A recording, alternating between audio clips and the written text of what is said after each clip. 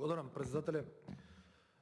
Почитуване колешки, јас го поздравувам вашиот исчекор како што велите дека во минатото сте работеле во насока на подобрување на енергетската ефикасност од општината во која што доаѓате, но тоа е изолиран случај и тоа не е пракса и состојба во Република Македонија.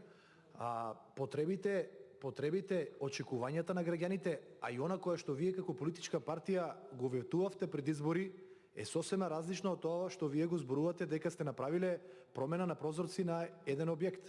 Ако мислите дека со тоа ќе ги задоволите потребите на граѓаните и дека ќе зборувате дека сте потрошиле средства со кое што се подобрила енергетската ефикасност во Република Македонија, многу се лажете. Потребите на граѓаните се сосема поинакви и поинакви беа вашите ветувања пред избори. Јас ќе ве потсетам.